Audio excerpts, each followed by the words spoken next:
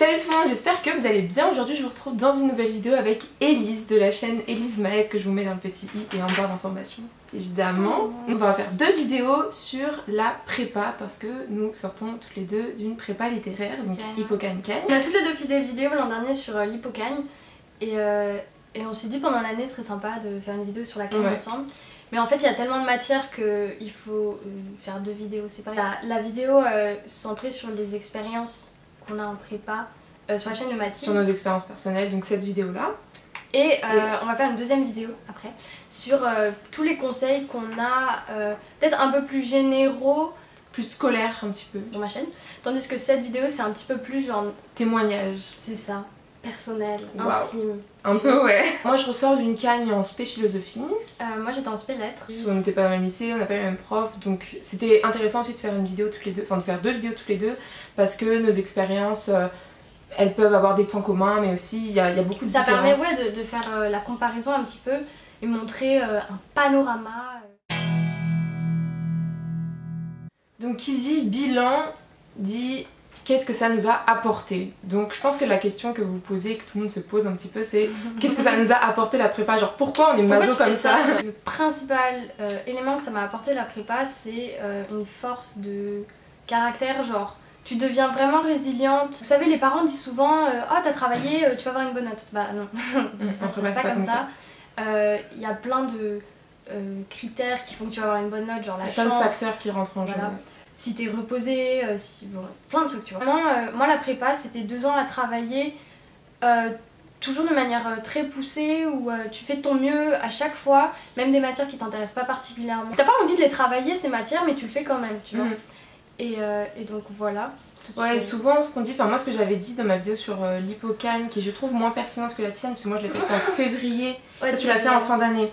Donc moi j'avais pas tout ce qui est venu après. Le fait est que genre je disais beaucoup que ouais faut avoir une force de ouf pour aller en prépa, mais en fait je pense aussi qu'une fois que t'es en prépa, la force elle se forge au fur et à mesure de la prépa. Alors après il y a certaines personnes qui tiennent pas, d'autres qui tiennent moins, qui vont se barrer en milieu d'année, d'autres qui vont se barrer en fin d'année. Ce qu'il y a aussi à supporter en prépa, c'est peut-être les remarques des profs. Moi je trouve qu'elles sont bien plus acides en première année parce qu'on essaye de voir si ouais tu vas rester, est-ce que tu mérites ta place en Cagne et tout. Il y a les remarques des profs, les attentes. Parfois tu comprends pas vraiment le but d'un exercice, t'es un peu perdu, c'est nouveau. Même en Cagne en fait, vu qu'il y a le concours à la fin, t'as une spé, t'as une matière un peu nouvelle. Trouver la force de sacrifier beaucoup de choses de ta vie personnelle, genre que tu pouvais vraiment faire avant lorsque tu étais au lycée, etc., dans le secondaire.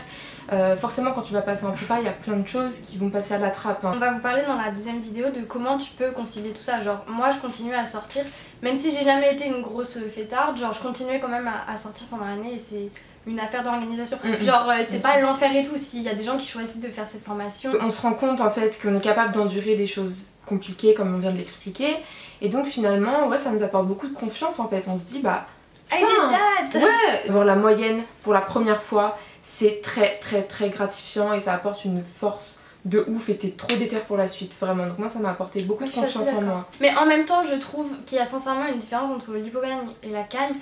Parce que déjà il y a des profs avec qui tu vas rester. Moi ma prof de spé lettres c'était ma prof de lettres et l'an dernier elle me faisait peur et machin, et cette année on n'avait pas une relation complice, mais c'est une personne que j'admire énormément. Du coup les remarques de cette prof que j'avais en colle, elles avaient énormément de valeur parce qu'elle m'avait vu évoluer.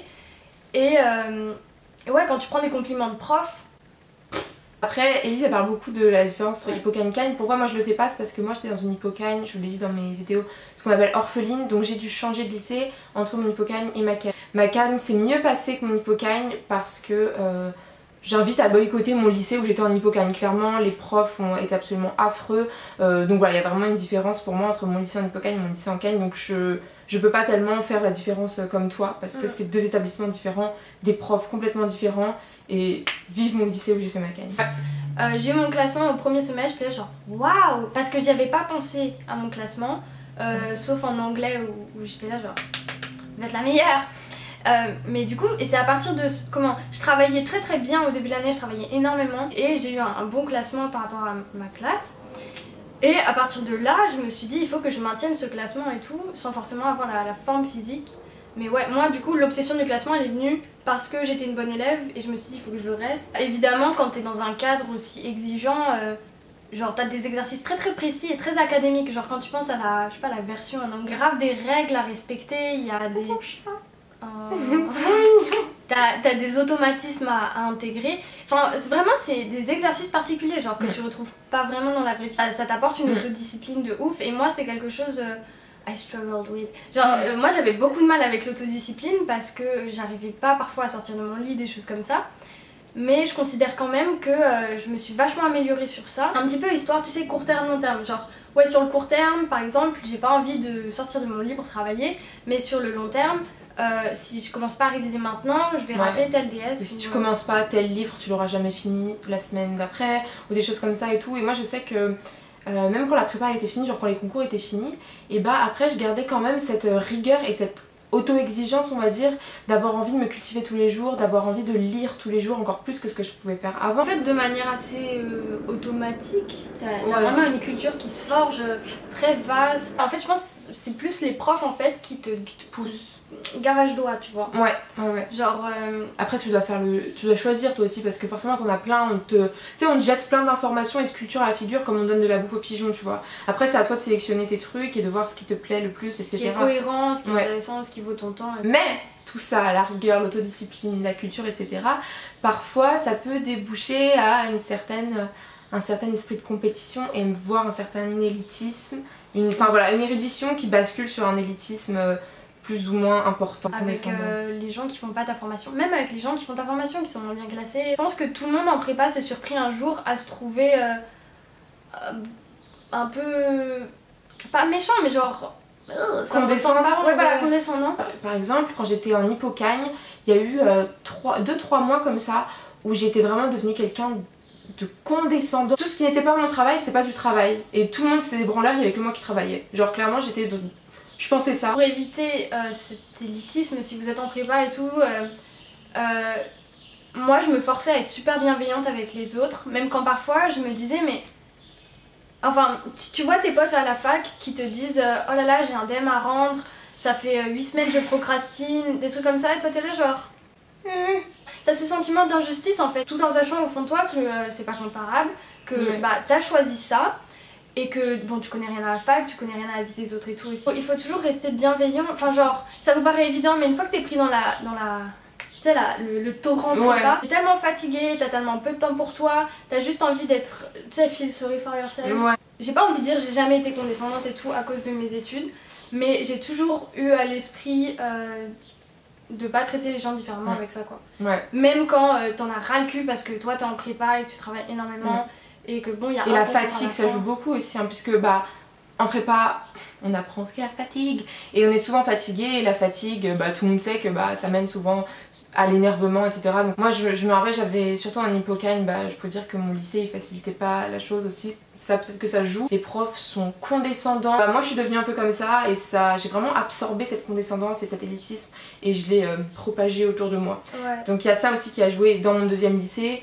Beaucoup moins. En fait, peut-être qu'on peut voir ça comme t'étais un peu fragile et du coup t'as un peu fait éponge avec ce que disaient tes profs et tu disais ce que me disent mes profs, c'est la manière dont je dois vivre ma vie. Et donc moi je les admirais, je les trouvais tellement intelligents, mais je me suis dit putain, mais en fait c'est pas parce que t'es très cultivé que t'es forcément quelqu'un de bien, quoi. Exactement.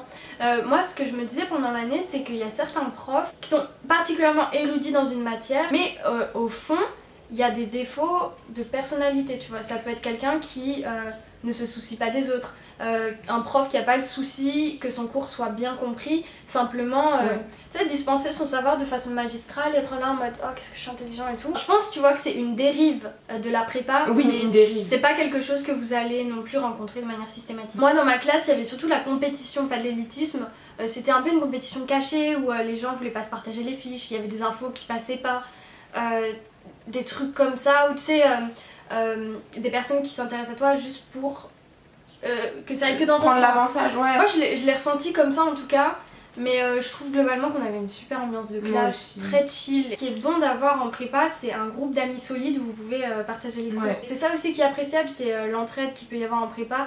Même quand on se parle pas tous les jours avec certaines personnes, il y a...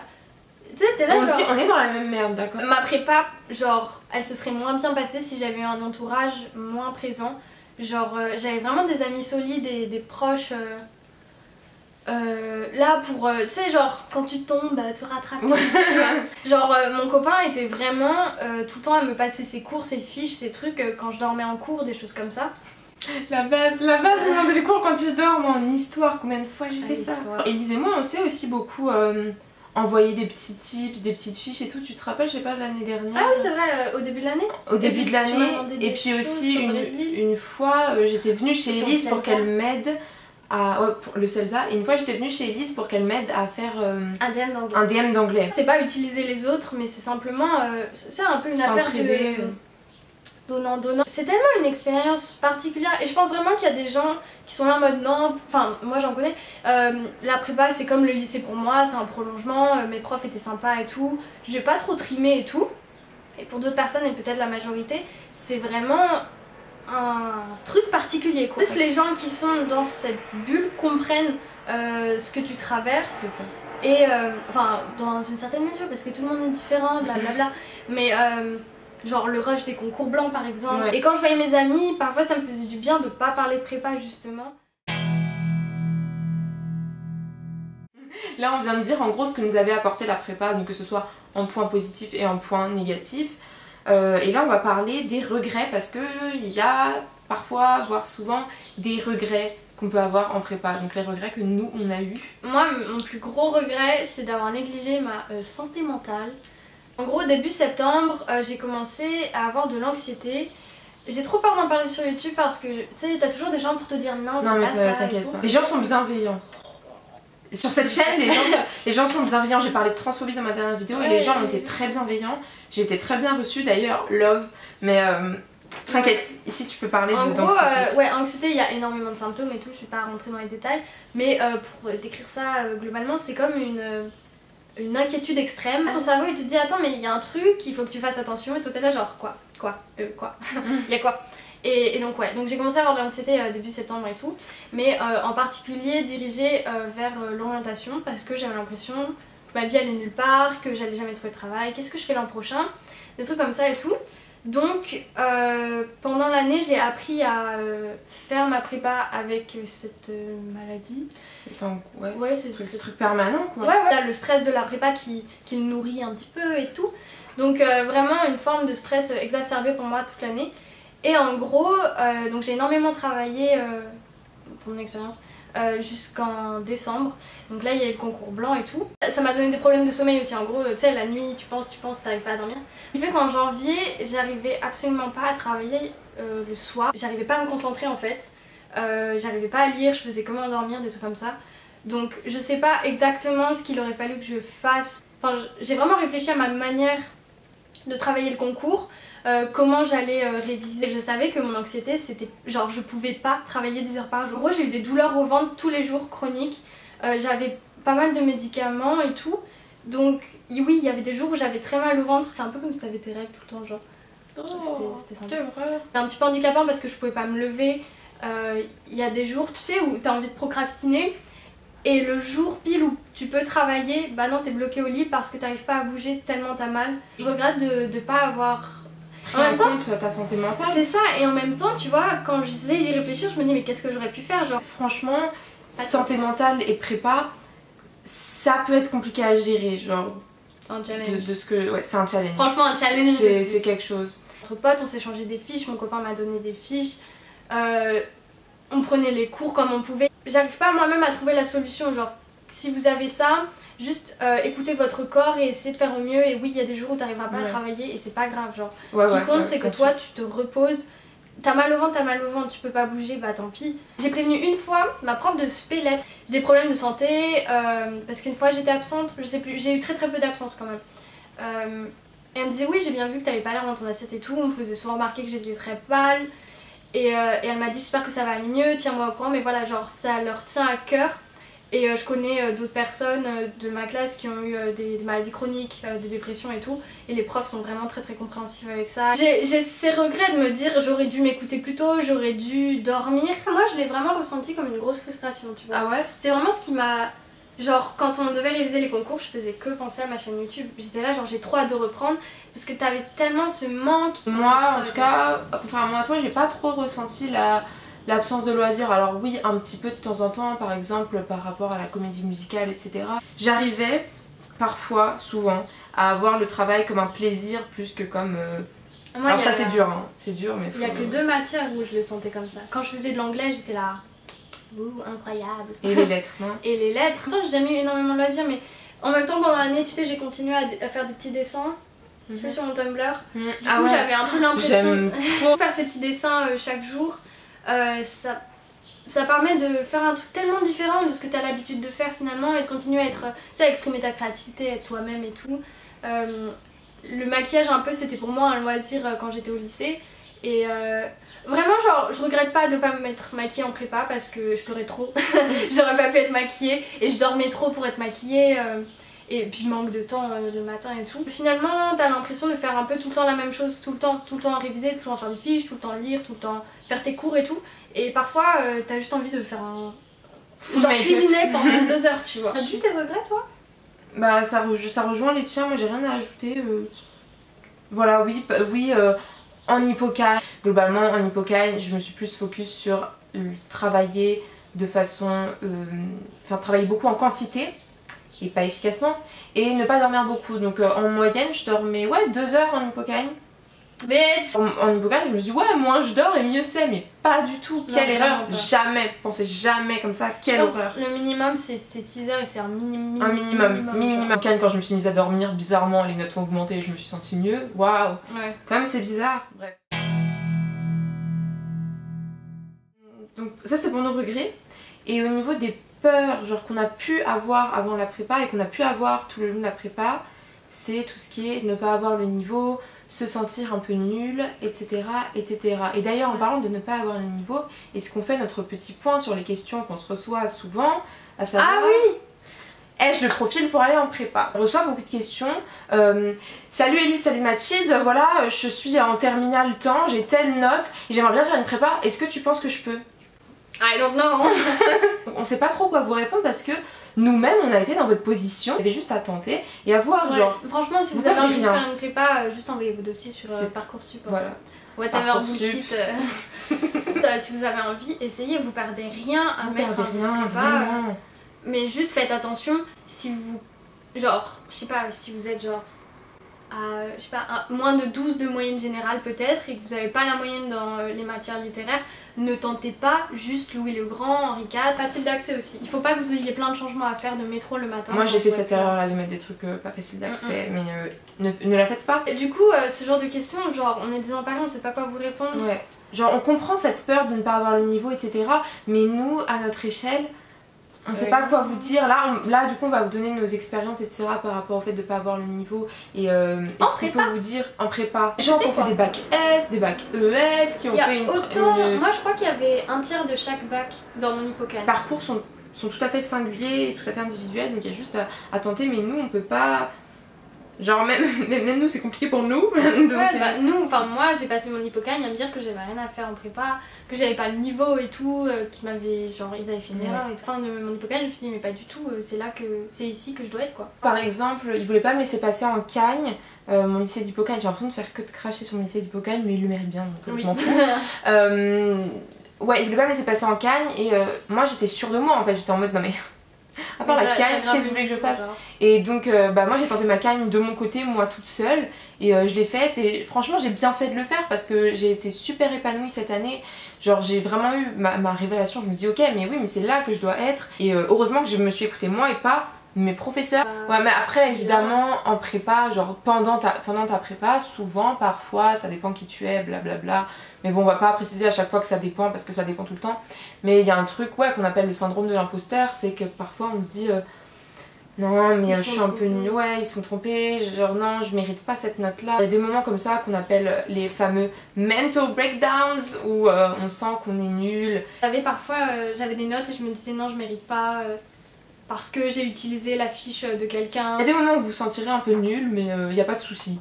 C'est ok. Genre tu grandis à partir de ça. Exactement.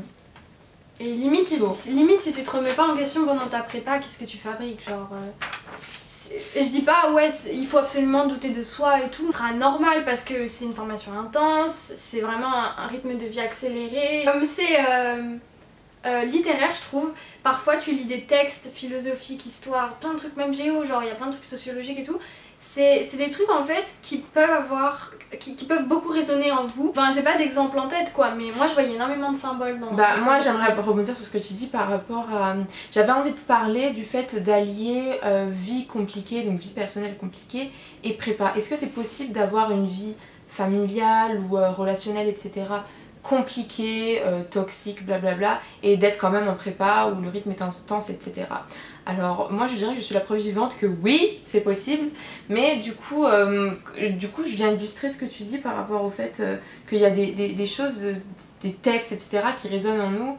Moi je sais qu'en début d'année, donc en octobre, j'ai vécu quelque chose de pas facile et j'ai lu un texte de Marc Aurèle récemment que j'ai posté sur Instagram si jamais vous me suivez.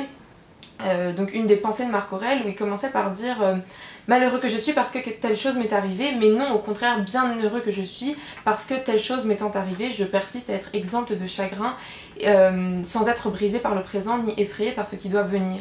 Et ça a sonné en moi, j'étais genre waouh, mais c'est tellement ça. Et pour moi voilà, genre ce que je fais, et Elise je pense que tu es d'accord avec moi, ce qu'on fait, on le fait aussi parce que ça nous plaît, genre vraiment on a un amour de ça. Pour revenir du coup à allier vie compliquée et prépa, oui c'est possible, ça demande beaucoup d'attention, ça demande beaucoup d'efforts, mais vraiment c'est possible parce que parfois la prépa au contraire va vous motiver, paradoxalement. Parfois ouais, ça va vraiment vous motiver et vous occuper effectivement. Ça vous aide à penser ouais. à autre chose. Les premières vacances de la Toussaint là, c'était les pires vacances de toute ma vie. Je restais dans mon lit genre 5 h le matin parce que j'arrivais pas à en sortir, je faisais que pleurer et tout. Et j'étais pétrifiée, en fait je faisais des cauchemars qui me réveillaient sur comment j'allais jamais trouver de travail dans ma vie. Alors j'arrivais pas à travailler et je me disais t'arrives pas à travailler. Et c'est très large et tout, mais je me disais bah c'est complètement de ta faute. Ces pensées angoissantes, elles ont été amplifiées parce que j'étais pas en prépa, parce que j'avais le temps de dormir la nuit et le temps de penser la journée, tandis que quand je suis en prépa, j'ai pas le temps de penser à est-ce que t'es vraiment heureuse ou des trucs comme ça. Donc ouais, ça t'occupe tellement, c'est prenant, tu vois. Et en même temps, il y a quand même, la prépa ça te rajoute du stress quoi, et le stress c'est jamais bon, et il faut apprendre à gérer ça comme on peut et tout. Mais c'est possible hein. Mais sachez que genre si on a fait ces 2 ans, enfin on aurait pu se barrer dans l'année, on aurait pu se barrer au bout d'un an, etc. Si on a continué de le faire, c'est parce qu'on kiffe notre vie. Et moi tu vois genre... je pense pas que je le referai une autre année encore parce que c'est trop lourd pour moi et il y a trop de matières qui me plaisent pas pour continuer à faire la prépa et tout. Quand il y a un volume horaire si lourd, une pression aussi grosse, le concours à la fin, genre plein de trucs et tout. Mais juste en pensant à ma cagne, vraiment, je sais que j'ai passé une année très difficile en prépa et en même temps très épanouissante toujours, c'est super bizarre. Moi du coup bah vous le savez, je l'ai dit dans ma vidéo d'avant, mais moi je vais cuber parce que je suis prête à faire une 3e année. Comme mon hypocagne c'était pas le même lycée que ma cagne, que j'ai pas fait toute ma prépa, voilà, que j'ai pas tout donné parce que mon hypocagne c'était particulier. Et du coup j'ai l'impression vraiment de pas avoir fait toute ma prépa en fait et qu'il me manque encore quelque chose. Le truc qui a vraiment soutenu mon année de prépa, c'était le soutien de mes amis de prépa, mon copain. Vraiment genre on dit prépa maquée, prépa ratée, mais dans mon cas prépa maquée c'est hyper connu. Ah bon?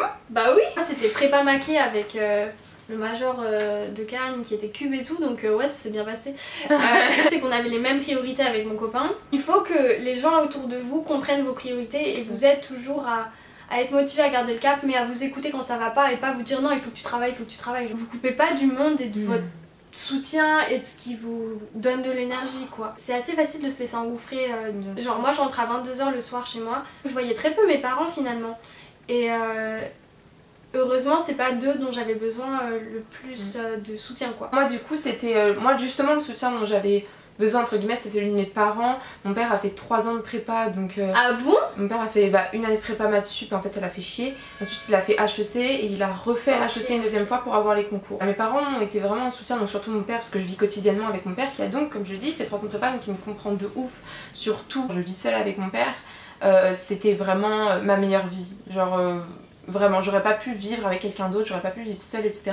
Merci papa d'être là et de me nourrir. Mes parents vraiment m'ont privilégiée dans la famille en mode j'ai pas à faire les tâches, en mode c'était pas à moi de mettre la table, vider de la vaisselle, des trucs comme ça et je suis complètement consciente de ça et tout et limite genre merci parce que j'aurais pas eu l'énergie moi de vider mon lave-vaisselle, parce que j'avais aussi ces 2 heures de trajet par jour. Si je vivais chez moi toute seule dans un appart à côté du lycée, oui bah je l'aurais fait, mais ils comprenaient la contrainte horaire. Ce sera forcément un atout que vos parents comprennent que la prépa c'est un mode de vie. Moi le concours, j'ai le souvenir de l'avoir beaucoup mieux vécu que ce que j'aurais imaginé. Je prenais le double de mes anxiolytiques le jour des concours, parce que quand même essayer de bien manger et de réviser l'après-midi, prévoir son sac le matin, convocation, des petits snacks et tout. Ouais, c'est ce que j'ai pas fait et c'est ce que je regrette de pas avoir fait. De prendre mes petits snacks et tout machin. Bah franchement moi un de mes gros regrets c'est d'avoir passé les 3-4 derniers jours de concours, j'avais que des amandes à manger, j'avais que ça. Alors que moi je voulais banane, jus, compote, amandes, eau et puis je sais pas, un petit quelque chose en plus salé quoi. Énormément de choses. Et puis vraiment non, franchement je vous dis quelque chose, l'année prochaine pas d'amandes. J'ai le sentiment de l'avoir assez bien vécu, mais je suis ressortie en me disant j'ai pas particulièrement réussi parce qu'il y a une épreuve où j'ai pleuré et tout en français. Genre les 2 matières où j'étais forte, j'ai eu des notes qui ressemblaient à ce que j'ai eu toute l'année, genre anglais et spé-lettres. Et après c'était des surprises. Il y a des surprises dans ce concours et ce qui compte c'est vraiment d'y aller en se faisant confiance, en se disant que c'est pas aujourd'hui qu'il faut se mettre la pression pour se transcender, mais simplement genre toujours faire de son mieux, et parfois faire de ton mieux selon tes conditions. Ça va être je sais pas, genre... juste écrire un truc. Voilà. C'est pour ça que je veux aussi tirer parce que les concours je les ai pas bien faits et je pense que j'aurais pu mieux les faire que... Bah en fait toi tu t'es un peu arrêtée avant la ligne d'arrivée, genre quand t'as décidé. Mais en même temps ça peut je pense ça se défend le fait d'être en vacances juste avant les concours. Genre moi je sais que j'ai eu quelques jours de vacances, 2-3 jours où j'ai pas travaillé, tu vois, pour me dire, et nos profs nous le recommandaient, se régénérer et tout avant de réviser. Et mon conseil moi ce serait de ne pas réviser 10 heures par jour si c'est pas ce que vous avez l'habitude de faire. C'est fier, genre je pense que toi aussi tu ressors de ces 2 années de prépa en disant que t'es un être amélioré. Je vois ma prépa vraiment comme genre je sais que ça va me servir plus tard, que c'est des cadres, que ça m'a imposé vraiment une exigence, genre jamais j'ai été aussi exigeante envers moi-même. Aussi tous les enseignements qu'on a eu, en particulier cette année, où je suis là genre, je vais grave chérir mes cours, tu vois. Pour ma part, quand tu analyses un texte en français, tu peux grave analyser des images, tu peux grave analyser des discours finalement, même si on n'a pas la méthode pour ça, genre tu transposes en fait. Philo, le tronc commun c'était la morale. Quoi de plus concret et de plus quotidien que la morale, la vertu et tout. Vraiment l'éducation et la morale en philo, bah ouais, dans la vie de tous les jours ça sert de ouf. Genre et même moi dans la vie de tous les jours quand je parle avec quelqu'un, quand je discute et tout, bah mon esprit il est forcément influencé par ce que j'ai pu apprendre en cours, tant au niveau des connaissances théoriques qu'au niveau de la façon de réfléchir et d'enclencher ton cerveau en fait. On réfléchit vachement aux dissertes. Ouais. Moi les dissertes c'était... J'ai jamais... Au lycée je galérais trop à faire les dissertes. Et là jamais j'ai assez d'exemples pour faire une disserte, je sais pas comment faire des plans et tout. Et maintenant c'est automatique. Voilà pour cette vidéo un peu discussion, témoignage qui n'était pas forcément giga structuré de la vie. Il y a plus structuré dans la vie mais bon c'était voilà un petit... petite discussion. J'espère que ça vous a intéressé, que ça vous aide dans votre choix d'aller ou non en prépa peut-être. Vraiment la prépa, je pense que si vous avez pensé à faire prépa, si vous êtes inscrit sur la plateforme pour faire prépa, c'est que vous avez envie de le faire en fait. Il y a quelque chose là-dedans, il y a l'âme d'un préparationnaire. Donc voilà, on vous dit à bientôt, peut-être toutes les deux même, pour une prochaine vidéo. Bisous. Bisous.